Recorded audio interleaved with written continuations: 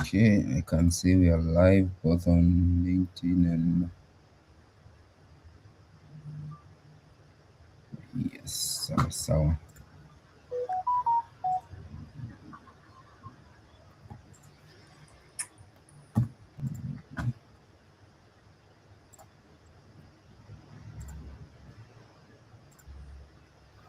The digital landscape is ever evolving, shaping the way we work, learn, and connect.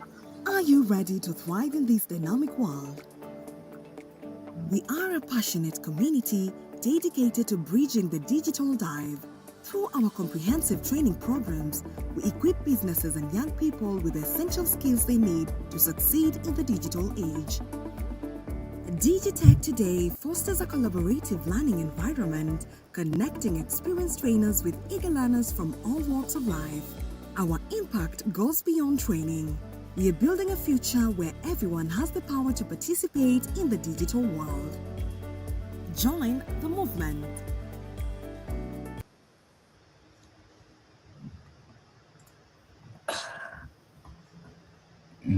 All right, thank you very much everyone for joining us tonight. This is Digitech Today Convo. So today we are going to have an amazing session that is we're talking about how your GitHub portfolio, basically like how your portfolio is very key in building your personal branding and how it can also help you, just be be very well positioned in this very dynamic and very competitive market. So at Digitech Today, our mission is very simple: to empower young professionals, small business owners, and marketers on digital skills that are able to help them scale both career-wise and business-wise. So today our topic is very timely, and you have an amazing speaker, and of course, on top of things, also have our moderator, that is Wamra, who is going to take us through the session. Feel free to engage with us through the comment section, the and the chat section, so that if you have anything, we always try to make sure this is as conversational as much as possible. So this is not something where you're just coming to listen to stories. So it's very action oriented, and we hope to ensure that by the end of this session, you'll have learned one or two things. So also to make sure that you're not scared in terms of time, we'll make sure that we finish this on time. Today we intend to end by around 8:45. So if you're seated there, just know that you're not going to take too much of your time, but that little time is going to be worth it. So without much ado, allow me to hand it over to our moderator to take us through. Welcome, Amra. Thank you so much, Don. Thank you for that brief introduction. So, tonight we're going to get into something that I think most of us have felt that shift, but it's like we haven't had a language for it yet. There's the version of success that we were all handed growing up: go to school, get a degree, and then get a job. And for a long time, a very long time, this is the only map that anyone had. But the digital economy has come in and it's now rewarding people. It is rewarding more of output more than credentials, right? And it has created an entirely different blueprint, one that a lot of young people are using in Kenya and around the world to create their own real jobs, real careers, real income, and real impact at the same time. And tonight we're going to unpack that blueprint. We're going to see that shift because tonight we have a speaker who's Samson, who has been in that shift, who has been running programs, who has watched people hack their own ways through these opportunities and have been able to make a living out of it and grow in that world. So I'm going to let Samson introduce himself and tell us a little bit about himself. And as he does that, I'd like him to answer our first question, which is um, degree used to be the door to open your opportunities, right? But we've seen that in this digital economy, it seems like it's more of a waiting room now. And there is now the door. How does it look like? How does that shift look like? Yeah, thanks so much. Thanks so much for having me in this show. Yeah. My name is Samson Muriangi. Yeah, I'm a program manager with Generation Kenya. Generation Kenya, we empower young people by transforming education systems into employment. So we work with young people, we work with employers, and ideally what we solve is something. Do you still need to go with it if you're looking to get into the job market? Yes, but also it depends with which industry you're going into.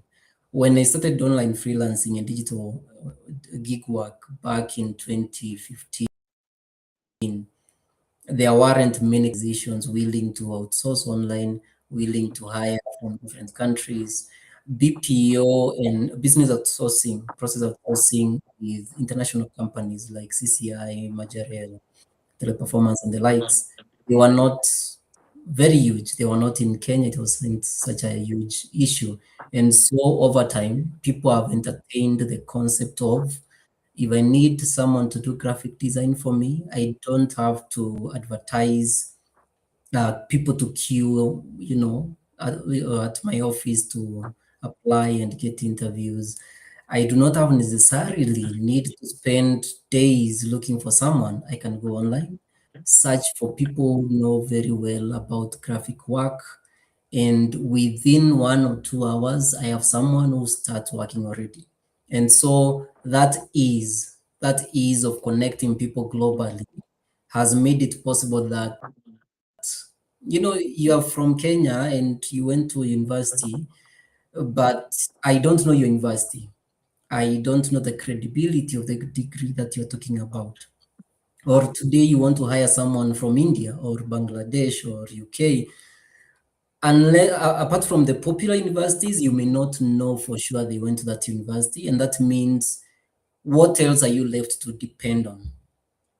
And this is in skills that are delivered mostly through technology and online, that you can work with someone from wherever they are. And then the last part that you can use, or the last resort, is show me what you can do and show me what you've done before.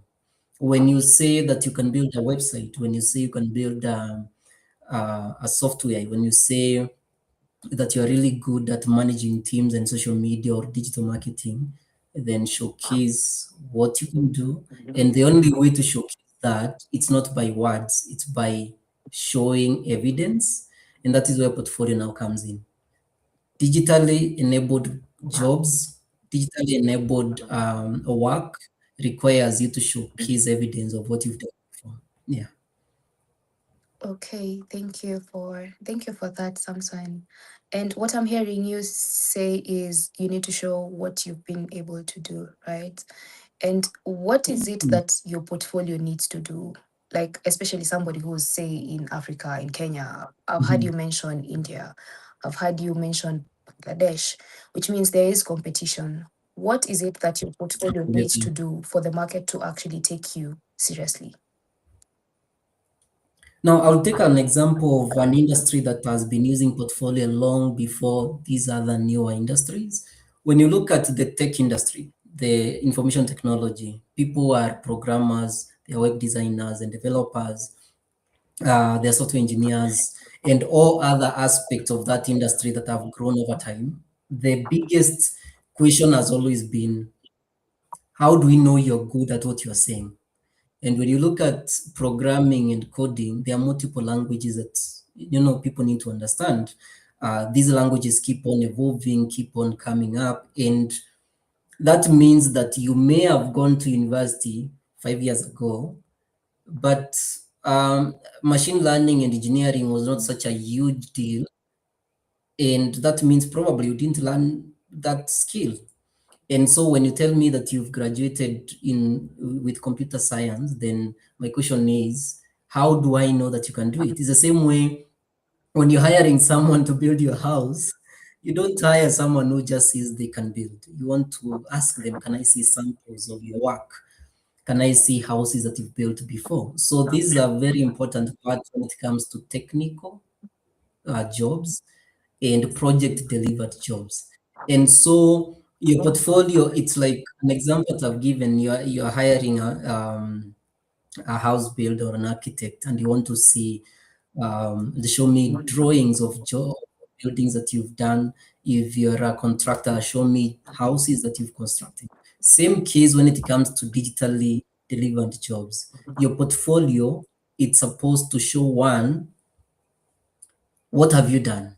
So it's a proof of work, it's a proof of skill. And your portfolio does not only show your client what you've done before, it also defends and approves, or rather showcases the skills that you've talked about. So when you say that you're good at UI UX design, when you say you can build animations, then that's a skill you're mentioning that I want to, your portfolio is supposed to showcase that skill. But also you realize your portfolio is not one item and that's it.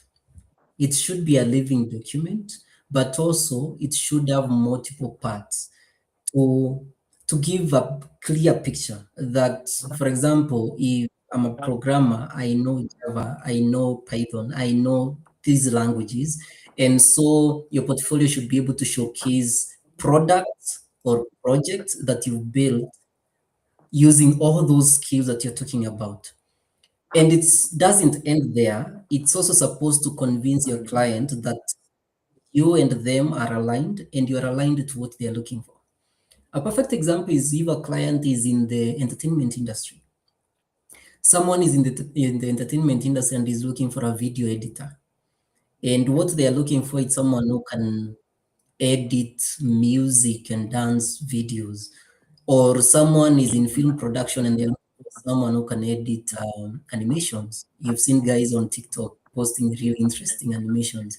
So your portfolio it's supposed also to link you with the client needs, to showcase that, hey, you're looking for someone who can do a video editing, and not just any video editing, specifically animation.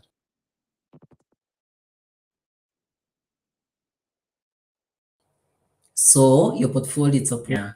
So those are some of the things that the portfolio is supposed to do.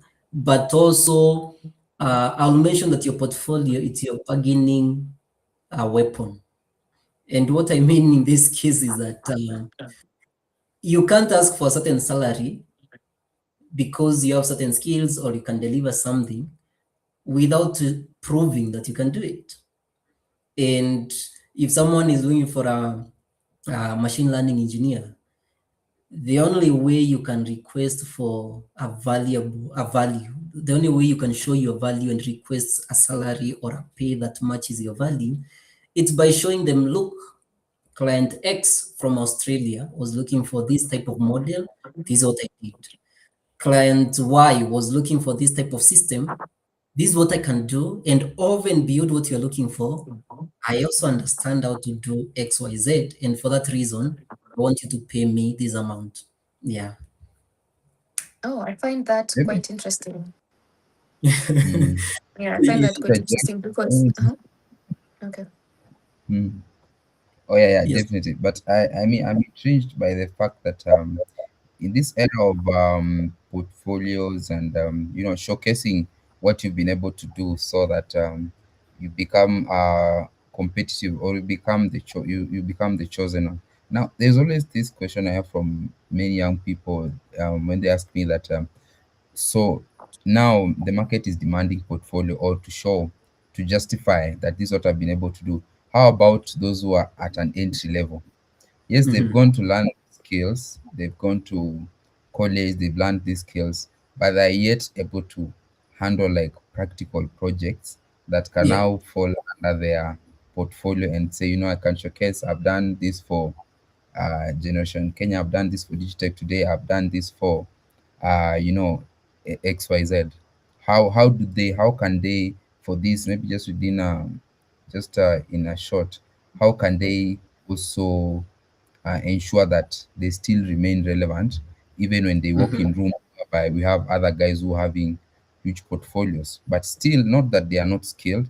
Yes, they are skills, just that they have yet to find opportunities to opportunities to showcase their skills as young professionals, mainly for young professionals. Yeah, absolutely. Don, you've put it right that yes, there are young people that are trying to get into the industry, and not just young people. Is there's someone who is trying to pivot into a certain industry, but Yes. they are new, they are a beginner in that industry, and so the question is, how do I showcase my work? Then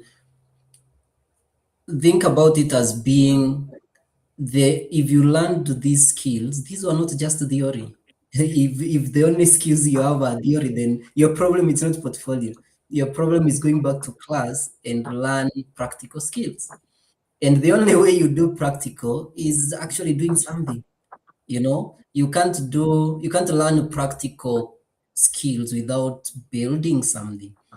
For example, if someone is looking for someone who can play guitar, so you can't say I just learned online theory. You must have gone somewhere and tried actually doing it. And so that's the same case. If you say that you're a graphic designer, you must have done some practical part of that. And so, what did you build? What did you work on when you are doing your classes? Probably your instructor or your teacher must have given you an assignment and told you design a poster showing XYZ. Or if you are learning video editing or programming or building an application, you must have been given a project by your instructor. Then do not take do not take it as just something simple. I remember when we were in campus, there are these projects we used to complete simply because we want some marks from the lecturer. But again, when you come out here, you realize actually those projects are important because you can pick them and use them in your portfolio. But if it's something you did a long time ago and things have changed and now people are prompting using AI, now there are new tools to do design, there are new tools to code, etc., then you have no choice but to continuously build some project that you can showcase. You can do it on your own.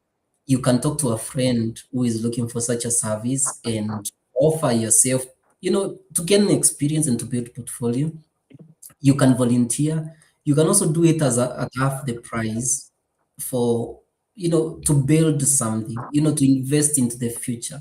You cannot just hold everything tight and say, unless you're paying me the market rate, I'm not going to do anything, yet you don't have anything to show. Yeah. Absolutely. Thank you for that.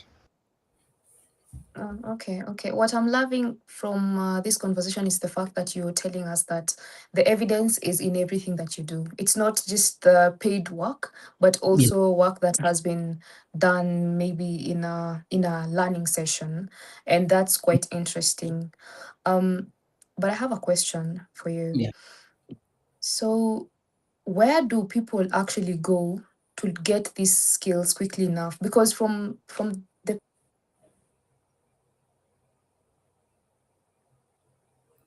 Sorry, I think we lost you, Umbra.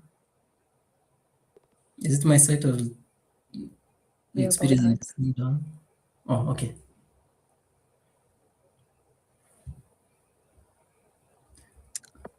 Yes, Swamra, I'll take it up again.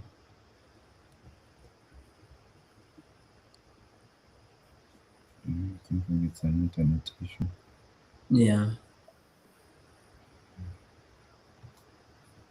But I think what she was asking is about the practical aspect. Where do you go to get Yeah.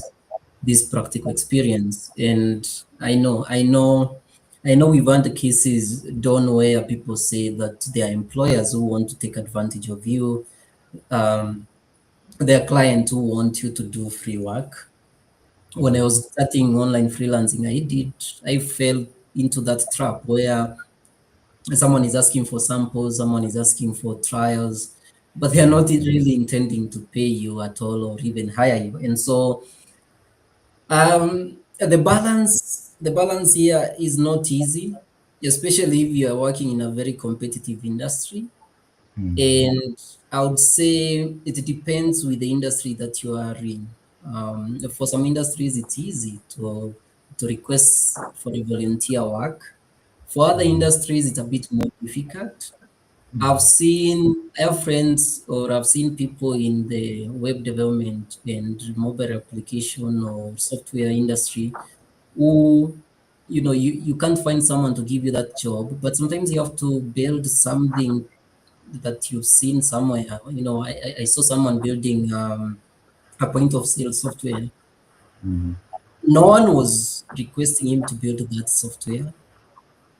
No one had funded that software. But the reason why he was building this is because he needed one to remind himself and to sharpen his skills. But also, next time he goes to someone, there's something to present. There's something to tell them, hey, look, this is something I've built. This is my software. And so if you're looking for something similar, I can definitely, yeah, I can definitely build something of the sort. And for me, the way I look at it is that the first few days when you're beginning, yes, you'll have to do unpaid work either for yourself or for someone else so that you create that portfolio. You may want to volunteer somewhere. You may not be paid. It's the same way we have internships happening out here for you to learn and showcase that, yeah, you can build or you can do the work. Yeah, we lost you, Wamra. Maybe you Yeah. can come back again to your thoughts. I'm so sorry. I got a call. Anyway, I don't know whether you answered the question that I had asked. I was asking, where do you then go if you're talking about if we're talking about we're not degrading or we're not debating whether the degree still works. It still does work in its own in Yeah. some industries here and there. But if where will somebody go to learn these skills if they're not doing that for that 4 year program? We're talking about a sprint, Mhm, say a 3 month sprint of, and then they will come out on the other side either earning dollars, but they're still rooted in their mhm. own communities. Then tell us, how does that path look like? How does it look like? Yeah, so, absolutely. And I totally agree with you. When you look at the current industries, the current world we have, there are so many positions or uh, roles that are coming up uh, that we are not ready to shift and move very fast with them. Some of them are also very short that our local curriculum and our local institutions have not been able to uptake them very fast. And your university degree provides you maturity, enables you to network, connect with other people. It opens up your mind to the world out here. But again, in some cases, you realize that yes, you have the skills, but the world is changing so fast that you need to learn what is happening today, not yesterday. And we've seen that with things like prompt engineering, or machine learning specialists or AI trainers, data annotation. We've seen that happening with animation. And I'm not saying that universities are not teaching these things, but not all of them are teaching them. Some of them are not reaching the point where technology is moving. And definitely, when you come out here, you need to make sure the skills you have align with what your employer is looking for. And then the question you've asked is, where do we get these very short courses that are very well aligned with what the employer is looking for, and skills you know, that can transform into earnings, into employment very fast. I would say, first of all, we are living in a very fast world where internet and resources are readily available. And I would say someone needs really to go out there, research, go online, look at different platforms and find courses. For example, at Generation Kenya, we offer such courses that are aligned to employers and what employers are looking for. Currently, we're offering digital marketing, we're offering digital customer service, but it doesn't stop there. There are institutions similar to us. There are platforms like Coursera that are offering such courses. There are platforms like Udemy that are offering such courses. We have also institutions like Andela and the likes that are also training young people in these very short but industry aligned skills. For example, software engineering, some of them doing it towards AI and robotics and the likes. So I would say for someone who is looking to get into this industry or to get these skills very fast, the first thing you need to identify, what do you need or what do you want? in terms of skills. And the way to do that is also to research and learn which skill is at high demand. You know, you can't do the same thing you did 5 or 6 years ago in campus. You have to know which skill is in high demand. You can go on platforms like Upwork, who are very well known for online freelancing and where clients from around the globe are posting jobs. Look at their reports. Upwork recently released a report around the most in-demand skills of 2025. Look at reports by forums like World Economic Forum about demand, about the highest in demand skills, about professionals that are being affected by AI or not. Then once you look at those ones, you'll know which skill is in high demand. And then the second part is also, what do you want to do among those skills that are in demand? What do you feel attracted to? Then the third part now, you need to research and look at all these institutions that I've talked about. Go online, look at online courses, look at institutions like Generation Kenya, look at institutions like Andela, look at institutions like Tana. Then now you can enroll, do your 5 months, do your 6 months, do your 3 months, but then have in mind that what you are learning must really come out into. And the only way to do that is that you're learning, but building competency, building portfolio, building authority, building record and track record to enable you connecting to employment. Yeah. From what I'm hearing from you, Samson, it seems like these platforms are very accessible and easily accessible to anyone with internet, right? So, what would you say is stopping more people from actually making that leap? Is it awareness? Are they not aware? Or is it something that is deeper than that? I would say it's a combination of multiple things, honestly. I would say, first of all, there's awareness. There's awareness of what's happening on a global level. Because what many people do not realize is that we all have access to internet. We are all accessing TikTok, Instagram, Google, and the likes. But in some cases, you may not be aware of what you don't know. You know, it's a very tricky situation where you don't know what you don't know, and you don't know something because you're not in that space. For example, what we are currently doing and what you're currently doing with this webinar, it's very important. It enables people learn things they didn't know existed. But for someone who has not come across this platform, for someone who has not come across this webinar, they will not get this information probably for the next even a year or 2 or 3. They won't know about it. So I would say there's a gap in exposure, but also not only exposure, but in the right information. You know, someone is studying in university, somewhere in Nyanza, somewhere in the coast, but all they do or all they know is going to class, back, doing online, getting online, doing TikTok, which is perfectly okay. There's a lot of jobs with influencers on TikTok, but they may not know that this can be paid.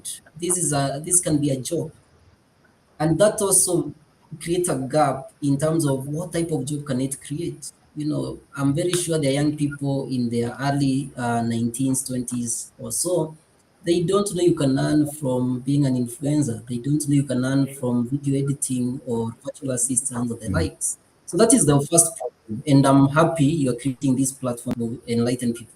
But the second part is, for those who know, then they know there's demand in a certain skill, but they don't know how that demand looks like. They don't know the journey. For example, what you've talked about, building portfolio, position yourself in the market, hunting those jobs, getting a mentor to hold you.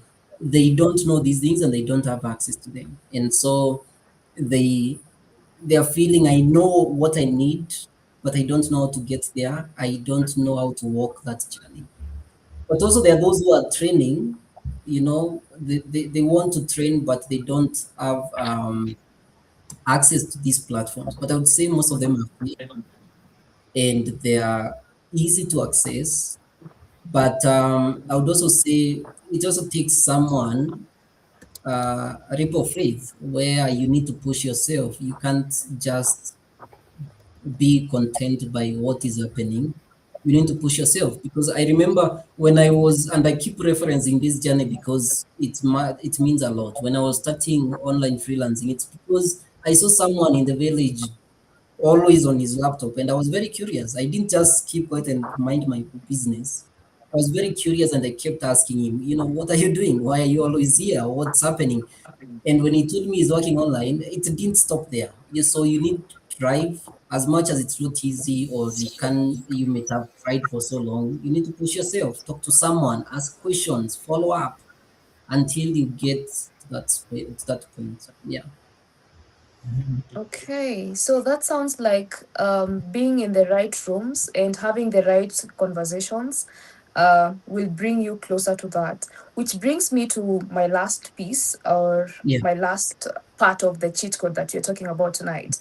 How then does someone find a mentor who can Mhm. close that gap? Someone who doesn't just open that door for them, but shows this person that that door actually exists in the first place. Yeah, a really good question.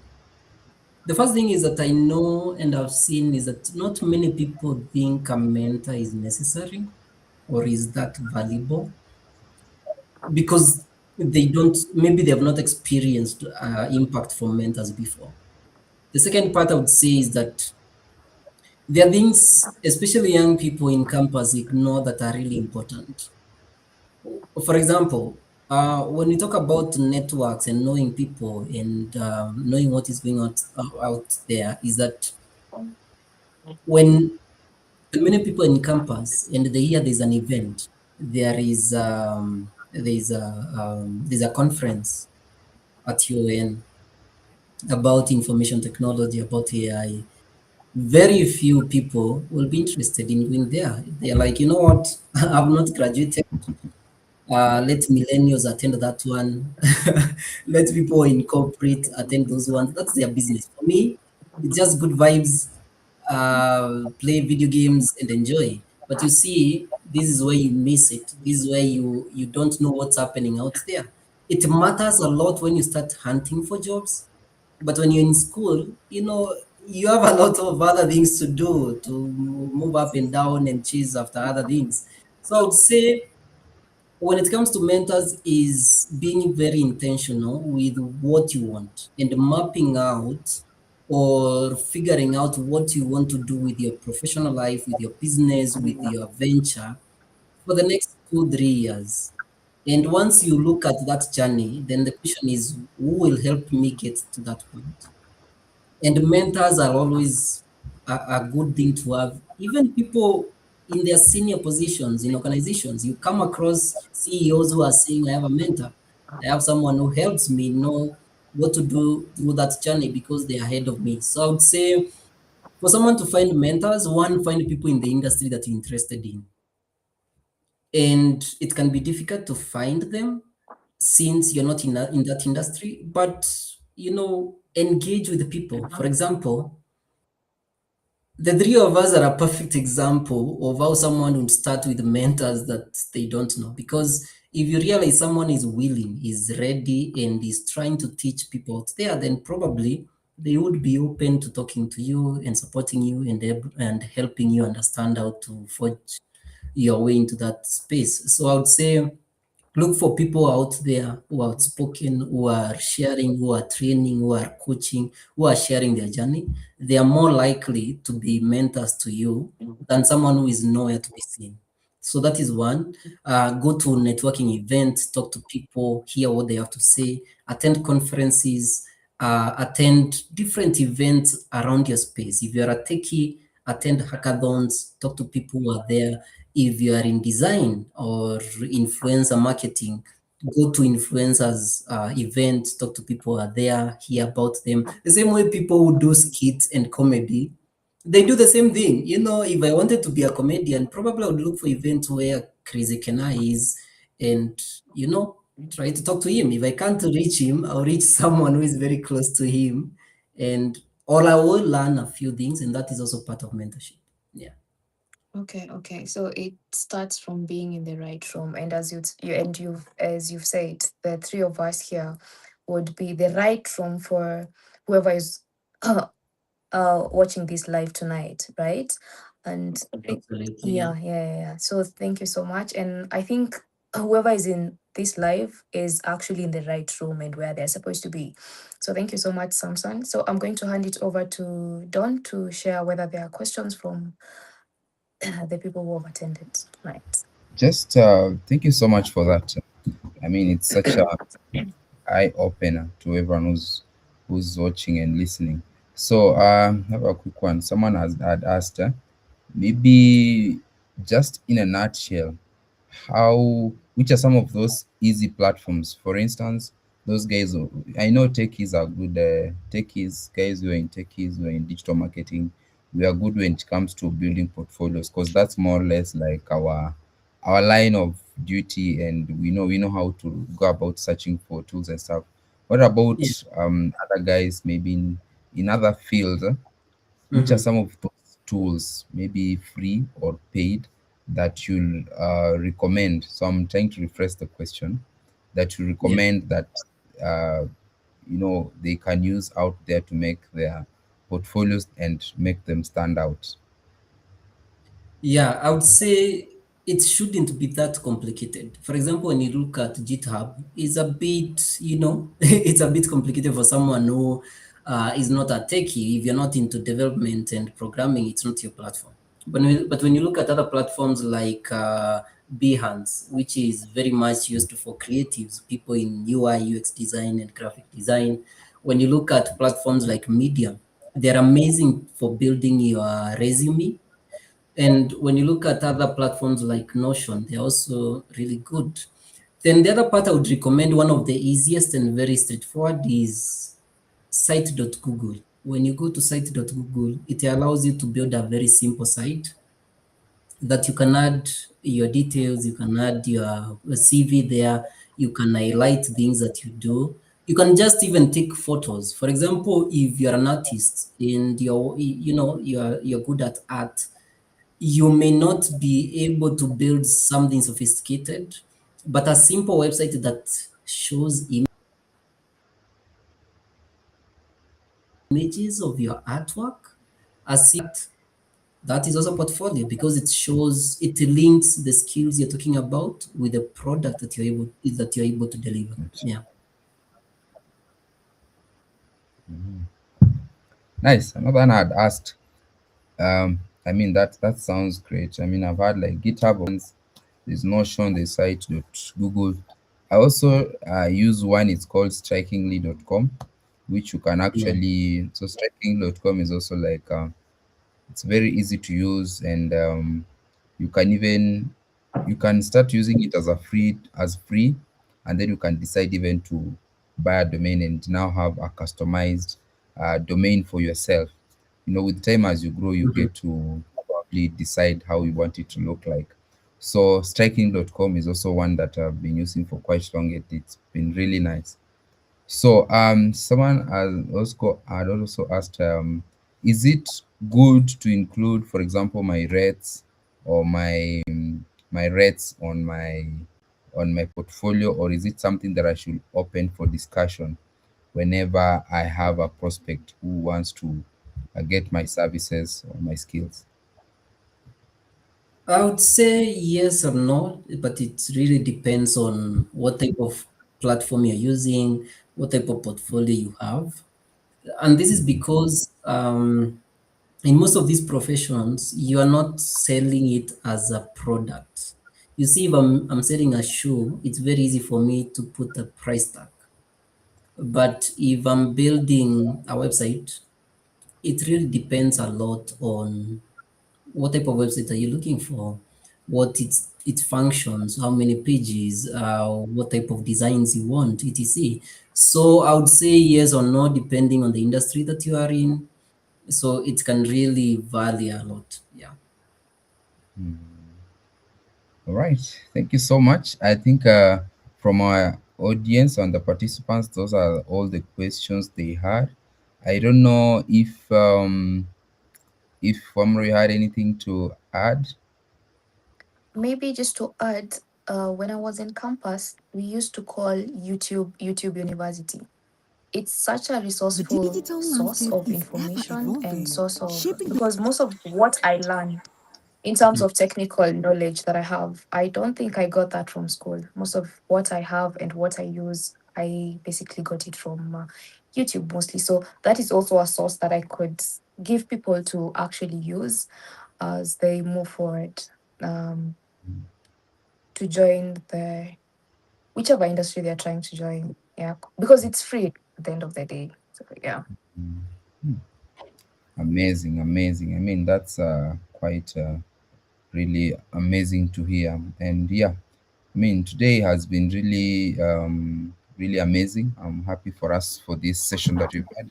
And I believe if you've been listening or watching, feel free to reach out to Samson, reach us to us directly in case you have follow-up questions.